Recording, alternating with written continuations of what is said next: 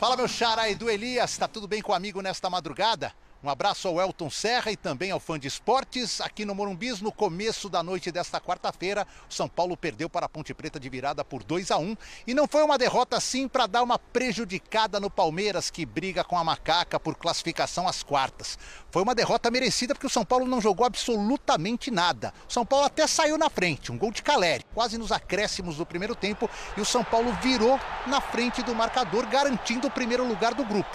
No segundo tempo, a Ponte veio com mais vontade. Logo aos 4 minutos, o cruzamento que veio da direita resvalou na cabeça do Arboleda e sobrou limpa para o Arthur empatar. E 10, 11 minutos depois, por volta dos 15 do segundo tempo, o Everton Brito acabou aproveitando uma sobra para fazer 2-1 Macaca.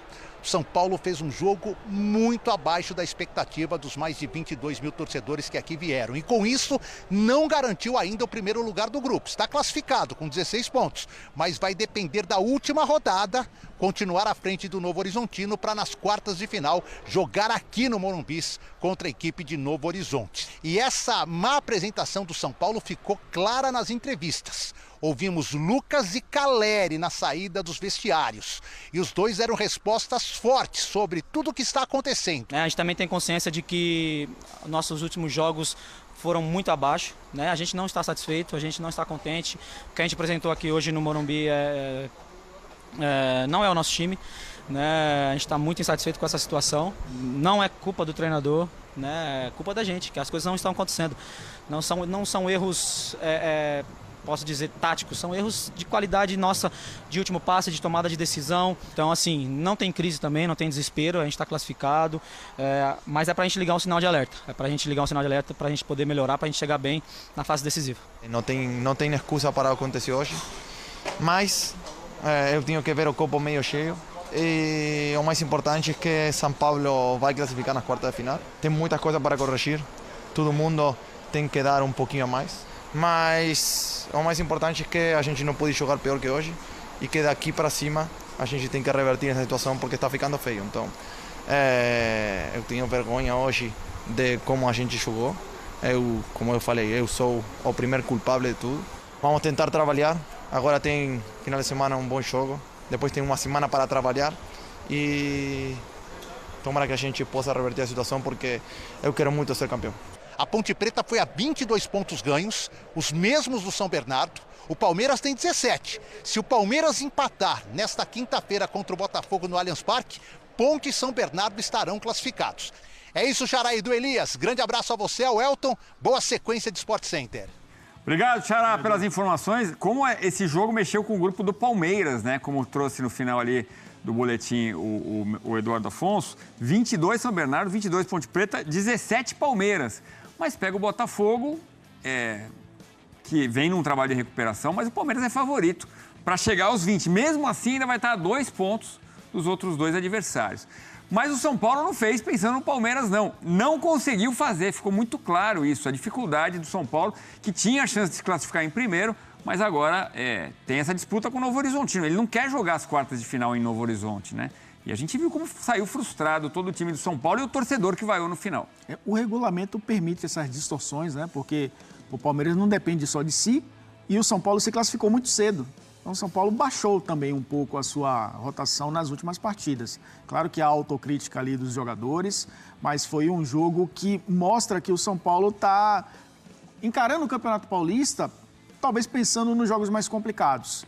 E a gente viu nesse jogo contra a Ponte Preta, de novo, um São Paulo circular a bola de um lado para o outro, tentando abrir espaços e não havia aquele passe vertical de caras que têm qualidade para isso. A gente viu nos melhores momentos, né, e o Lucas falando que tem que acertar mais o último passe, muitos erros de passe ali próximos da área. É um quarteto de muita qualidade e que não tem rendido. É bem verdade que nessa sequência não foram todos os jogos que os 4 jogaram juntos, né? O Luciano ficou fora de um jogo, o Zubeldia rodou ali o ataque nessas partidas, mas quando os 4 jogaram juntos, ainda não conseguiram potencializar a qualidade técnica deles. Acho que o grande jogo foi contra o Corinthians e só, né? Exatamente. Que é uma referência, é aquela coisa de estar classificado, enfrentar adversários inferiores e não sobe tanto o seu nível de competitividade por relaxar um pouco mais, né? A gente fala isso do Corinthians contra a Universidade Central. O São Paulo não pode também entrar nesse marasmo, porque fica perigoso pensando no restante da temporada. Aí você vai ter que subir muito mais o seu nível de competitividade contra adversários que já estão nesse nível. Inclusive adversários que não são os grandes do futebol paulista. A gente teve a Ponte Preta, o segundo gol da Ponte Preta foi o São Paulo praticamente ofereceu a área para o gol acontecer. Olha o espaço que o atacante tem para poder finalizar. Então acabou sendo, de fato, um jogo muito abaixo, que liga o sinal de alerta. E eu estou com o Lucas. Não é para instaurar a crise. É o momento de recuperação. Tem uma questão, o próprio Lucas fala sobre isso, diz que não tem nada a ver com o que o São Paulo está apresentando, mas que os salários estão sim atrasados, né? Vamos ver como vai ficar isso aí. O São Paulo pega o São Bernardo, um bom time do São Bernardo, o grupo do Palmeiras lá em cima, e o adversário do São Paulo, Novo Horizontino, que está brigando por essa primeira colocação, pega o Botafogo de Ribeirão Preto. Então, vamos ver quem fica em primeiro para mandar o jogo em casa nas quartas de final. Fala, Fernandinho. Um abraço para você, para todos que acompanham o Esporte Total. A Ponte Preta aprontou para cima do São Paulo aqui no estádio do Morumbi, venceu de virada 2-1. Pouco mais de 22 mil torcedores apenas nas arquibancadas para assistir essa partida que começou às 7h30 da noite. Bom, o primeiro tempo foi bem morno, se assim podemos dizer. A Ponte Preta trabalhando muito bem defensivamente, fez aquele ferrolho, Fernandinho, que a gente costuma dizer. Isso dificultou muito o trabalho ofensivo do São Paulo, que mesmo assim abriu o placar no finalzinho da primeira etapa com o Jonathan Calleri. Mas aí, no segundo tempo, a Ponte Preta, mesmo com desfalques, mostrou porque tem grandes chances de conquistar uma vaga nas quartas de final do Campeonato Paulista, podendo aí desbancar a Sociedade Esportiva Palmeiras. Logo aos 3 minutos do segundo tempo, a Ponte acabou empatando com o Arthur e 11 minutos depois, o Everton Brito acabou virando a partida. O São Paulo não conseguiu reagir, a Ponte conseguiu continuar com este bom trabalho defensivo, como eu disse, mesmo com a equipe mexida, né, a equipe com desfalques, e garantiu a vitória. Lembrando que o Zubeldia não comandou a equipe à beira do gramado, mais uma vez o argentino estava suspenso, e hoje, a partida de hoje marcou a estreia do lateral Wendel, que entrou no segundo tempo. Bom, a situação é a seguinte: o São Paulo continua na liderança do seu grupo com 16 pontos, o Novo Horizontino já jogou por esta rodada, né, aquela partida adiantada com o Corinthians, e o Novo Horizontino tem 15 em segundo lugar. As duas equipes já estão classificadas e vão se enfrentar nas quartas de final. A grande questão é onde vão se enfrentar, de quem será o mando de jogo. E isso será decidido na última rodada da primeira fase do Campeonato Paulista. O tricolor vai enfrentar o São Bernardo fora de casa. Importante ressaltar, este resultado foi péssimo para o Palmeiras. Alguns torcedores do São Paulo até brincaram antes da partida que o tricolor poderia entregar, mas muitas vaias, isso mesmo, muitas vaias aqui no Morumbi logo após o apito final. A torcida não gostou nem um pouco deste resultado, viu, Fernandinho? Agora é hora de ouvir os jogadores do São Paulo. É triste, a gente tem que melhorar, tem que treinar. Acho que a gente está tomando, principalmente no segundo tempo, alguns gols que a gente normalmente não toma. Então o time está criando, tá jogando bem, mas estamos tomando muito gol bobo em contra-ataque. Então a gente tem que melhorar isso aí. Faltou um pouquinho mais de entrega de todo o time. Acho que a gente no primeiro tempo jogou bem. A gente sabe que a Ponte Preta joga com 2 linhas de 5, todo mundo lá atrás. A gente criou, fez o gol, e daí depois no segundo tempo a gente entrou um pouquinho desligado e tomamos gols. Essas questões de salário são questões que serão resolvidas internamente, e posso assegurar aqui que não é isso que está interferindo, né, a nossa performance. Né? A gente também tem consciência de que nossos últimos jogos foram muito abaixo, né? A gente não está satisfeito, a gente não está contente. O que a gente apresentou aqui hoje no Morumbi não é o nosso time, né? A gente está muito insatisfeito com essa situação. Agora, a gente sabe que todos os times passam por isso, né? A gente tem que trabalhar mais, a gente tem que se reunir, se fechar, trabalhar mais, falar menos, correr atrás. A gente sabe que a gente é capaz, né? A gente sabe do elenco que a gente tem, da força que a gente tem. né? Não é culpa do treinador, né? É culpa da gente, que as coisas não estão acontecendo. Não são erros, posso dizer, táticos, são erros de qualidade nossa, de último passe, de tomada de decisão, né? Eu mesmo hoje errei bastante, então assim, a gente não está satisfeito, a gente tem consciência disso, que a gente apresentou nos últimos jogos, a gente pode fazer muito melhor, né? A parte talvez positiva é que a gente já está classificado, né? E a gente tem que melhorar o quanto antes, porque se a gente fizer isso no mata-mata vai ser fatal. Né? Então, assim, não tem crise também, não tem desespero, a gente está classificado, mas é para a gente ligar o sinal de alerta. É para a gente ligar o sinal de alerta para a gente poder melhorar, para a gente chegar bem na fase decisiva. Para deixar bem, e o nosso posicionamento não é um ataque contra nenhum time que usa o gramado sintético, né? Contra nenhuma instituição e também contra nenhuma empresa que usa o gramado que produz, né, a grama sintética. A nossa reclamação é totalmente técnica. Eu vi gente também falando sobre risco de lesão, em nenhum momento a gente falou sobre isso. O nosso ponto é totalmente técnico, porque é outro esporte, né? Existe o futsal, que eu sou apaixonado por futsal, existe futebol de areia, que é muito legal, existe futsal, que é muito legal, e existe futebol de campo, que é o futebol que a gente pratica. E são esportes completamente diferentes. A jogabilidade é totalmente diferente, a dinâmica de jogo é totalmente diferente. Né? Então o nosso ponto é totalmente técnico. Jogar num gramado sintético, jogar num gramado natural é totalmente diferente. E por mais que tenha gramado sintético de altíssima qualidade, hoje a tecnologia está absurda, nunca vai ser igual a um gramado natural.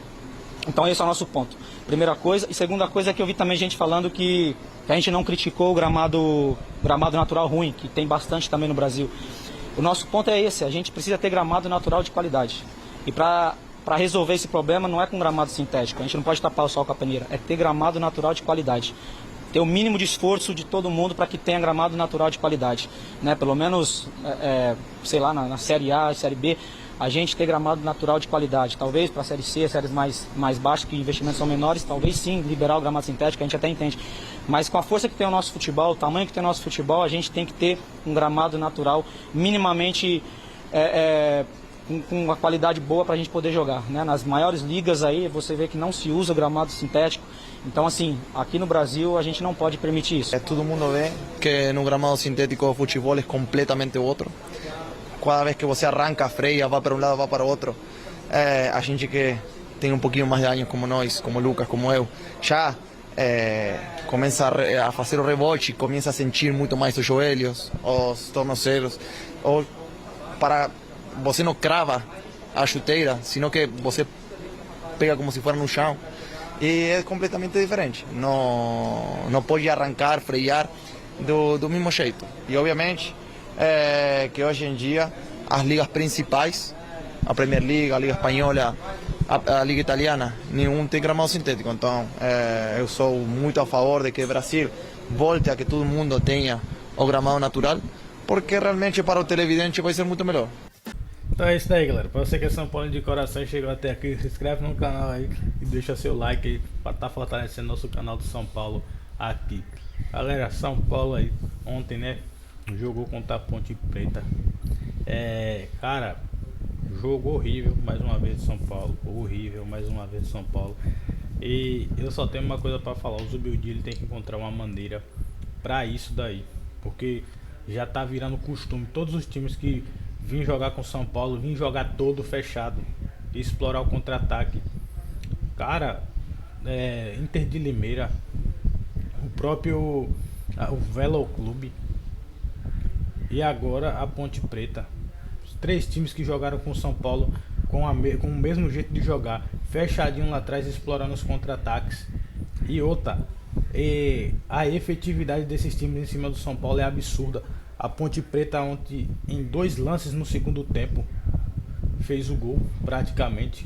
A efetividade muito alta em cima da zaga do São Paulo. E o Zubildia tem que arrumar uma maneira para isso, cara. Tem que arrumar uma maneira para isso urgente mesmo. Porque a gente vai enfrentar o Noroeste vai vir do mesmo jeito, mano. E é preocupante. Mas ontem teve o fator Palmeiras que, cara, não teve, pra mim não teve não. Pra mim os jogadores estavam jogando a vero. Agora uma coisa que eu tenho pra falar, desde o jogo do Bragantino, que a bola começou a queimar no pé dos jogadores, eu fiquei me perguntando, porque o São Paulo não vinha atuando daquele jeito e foi assustador a forma com que atuaram contra o Bragantino. E aí depois veio o jogo, se eu não me recordo, foi contra a Inter de Limeira. A bola queimando no pé dos atletas da mesma forma. Eu falei, aí tem coisa errada. Aí comecei a especular, comecei a pesquisar e achei que tinham salários atrasados, só que eu não quis trazer aqui para vocês. Quando pesquisam, veio a informação: São Paulo está com salários atrasados dos jogadores. Aí o Lucas vem ontem e fala: estamos sim com salários atrasados, só que isso não está influenciando em nada. É claro que está influenciando. Tá óbvio e bem claro que está influenciando. O time que iniciou o campeonato, até aquela vitória ali contra o Mirassol, o time depois do jogo do Mirassol ali, até a Portuguesa, aí quando veio para Bragantino, Velo Clube, Inter de Limeira e agora a Ponte Preta, é outro. Tá nítido que é outro. Tá nítido que os salários atrasados estão se incomodando os jogadores, e não adianta a gente vir aqui falar que eles são mercenários, porque eles são trabalhadores. Porém, é uma situação que fica chata porque a diretoria do São Paulo não deveria estar deixando acontecer isso, porque a gente, torcedor, gosta sim de cobrar os jogadores. Aí como é que a gente cobra? Como é que a gente fala algo? Não tem como falar, os caras estão com salário atrasado e o rendimento do futebol caiu, ponto. Aí vai fazer o quê? Aí os caras ficam pensando, não tem dinheiro para pagar nós, e tá trazendo um jogador, exemplo, o Wendel, para pagar 1 milhão, Oscar ganhando cerca de seus 2 milhões e alguma coisa. Aí fica difícil, né? E dá para entender um pouco a cabeça dos jogadores, mas acredito que o Júlio Casares vai resolver isso daí, porque ele é competente para resolver isso aí. Depois, logo após que resolver isso daí, tem que ser cobrança, porque o São Paulo não pode ficar tanto tempo sem ganhar um jogo, e principalmente no Paulistão, preocupando a gente pro decorrer da temporada. A verdade é essa, preocupando a gente pro decorrer da temporada. Perdeu pra Ponte Preta, que é um time de Série C, empatou com o Velo Clube, empatou com a Inter de Limeira. Cara, horrível, muito horrível mesmo essa situação do São Paulo. Galera, então é isso daí. Chegamos aqui ao final de mais um vídeo. Até a próxima aí. Valeu!